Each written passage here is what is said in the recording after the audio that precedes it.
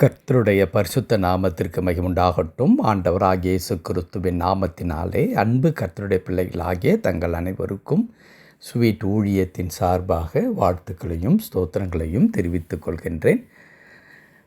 யாக்கோபு எழுதின பொதுவான நிருபம் 5ஆம் அதிகாரம் 15வது வசனம். யாக்கோபு 5ஆம் அதிகாரம் வசனம் 15 முதற் பகுதி. விசுவாசமுள்ள ஜெபம் பிணியாளியை ரட்சிக்கும்.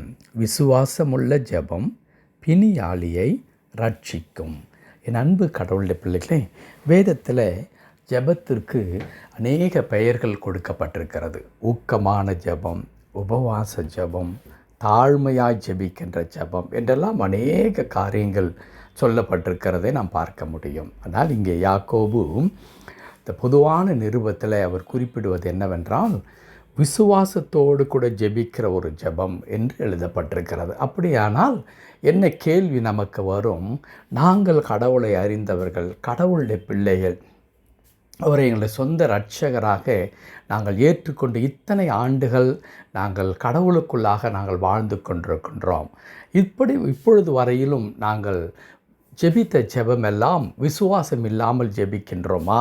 அப்படி விசுவாசத்தோடு ஜெபிக்கிற ஜெபம் என்றால் அது எப்படிப்பட்ட ஒரு ஜெபமாக இருக்கிறது என்ற கேள்விகள் நமக்கு வரலாம். முதலாவதாக இந்த வசனத்திலிருந்து நாம் புரிந்து கொள்ள வேண்டிய ஒன்று என்ன? கடவுளிடத்தில் நீங்கள் ஜெபிக்கின்ற ஜெபங்கள் அனைத்தும் கேட்கப்படும். ஏனென்றால் நம்முடைய ஜெபத்தை அவர் கேட்கக்கூடாதபடிக்கு அவருடைய செவி என்ன செய்வதில்லை?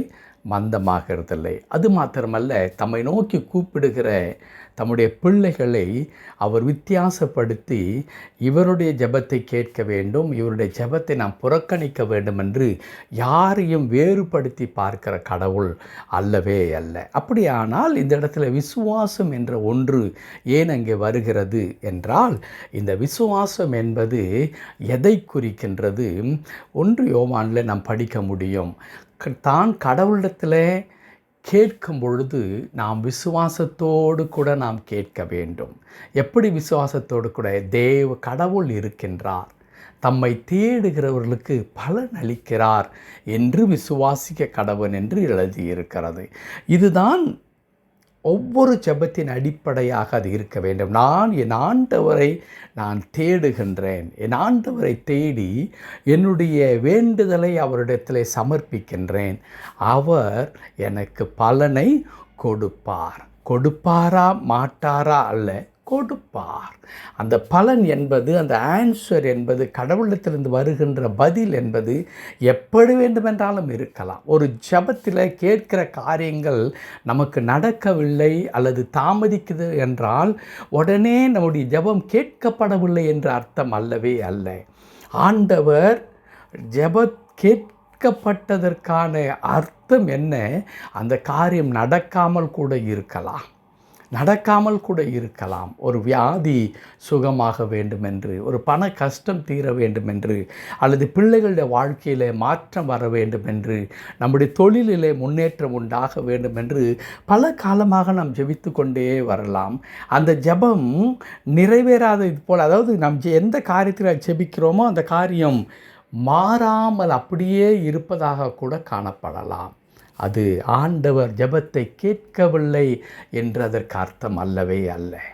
அந்த ஜெபமும் கேட்கப்பட்டு அது சரியான நேரத்திற்காக ஆண்டவர் காத்திருக்கிறார் என்பதுதான் அதனுடைய அர்த்தம். அல்லது நீங்கள் கேட்கின்ற அந்த காரியம் தற்பொழுது உங்களுக்கு அது கொடுக்கப்பட வேண்டியது இல்லை, அதனால் உங்களுக்கு நன்மை உண்டாகாது என்பது கடவுள் அறிந்த ஒன்றாயிருக்கும். ஆகவே ஜெபம் கேட்கப்பட்டு ஆண்டவர் நமக்கு கொடுத்தாலும் இல்லை என்றாலும் நம்முடைய ஜெபத்தை கடவுள் கேட்கிறவராக இருக்கிறார். இங்கே எடுத்துக்காட்டுக்காகத்தான் சொல்லப்படுகிறது, விசுவாசமுள்ள ஜெபம் பிணியாளியை ரட்சிக்கும் என்று சொல்லி. கடவுளை நாம் தேடி செல்லும் பொழுது அவர் எனக்கு பலன் அளிக்கின்றார் என்பதை எந்த விதமான சந்தேகமும் இல்லாமல் அவரிடத்தில் கொண்டு செல்லும் பொழுது நம்முடைய ஜெபம் கேட்கப்படும்.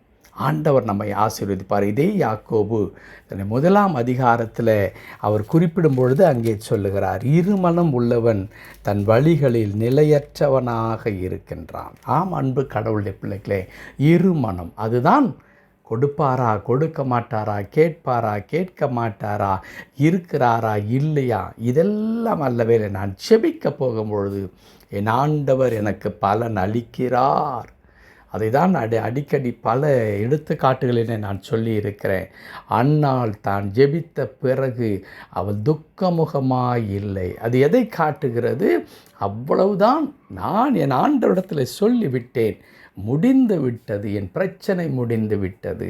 அவர் அதற்கான தீர்வை அவர் ஏற்ற நேரத்தில் எனக்கு கொடுப்பார் என்று சொல்லி, அப்படிப்பட்ட விசுவாசத்தோடு கூட நாம் கடவுளை நோக்கி பார்ப்போம். கர்த்தர் நிச்சயமாய் அற்புதத்தை செய்வார். ஜெபிக்கலாமா?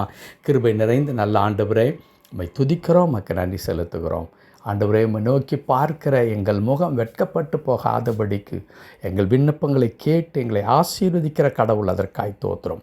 இந்த காலை நேரத்தில் கூட அடியனோடு இணைந்து ஜெபிக்கிற அன்பு கடவுளுடைய பிள்ளைகள் ஒவ்வொருவரோடு நீர் இருந்தருளும், எங்களை பொறுப்படுத்திக்கொள்ளும். நாங்கள் ஜெபிக்கிற ஒவ்வொரு ஜெபத்திலும் எவ்வளவேனும் சந்தேகம் இல்லாமல் உம்மை தேடி வருகிற எங்களுக்கு நீர் பலன் கொடுக்கிறீர், எங்களுடைய ஜெபத்தை கேட்கிறீர் என்பதை ஆழமாய் அறிந்து கொண்டு ஜெபிக்க எங்களுக்கு கிருபை தாரும், பொறுப்படுத்திக்கொள்ளும். மீட்பர் நாமத்தில் பிதாவே, ஆமென், ஆமென்.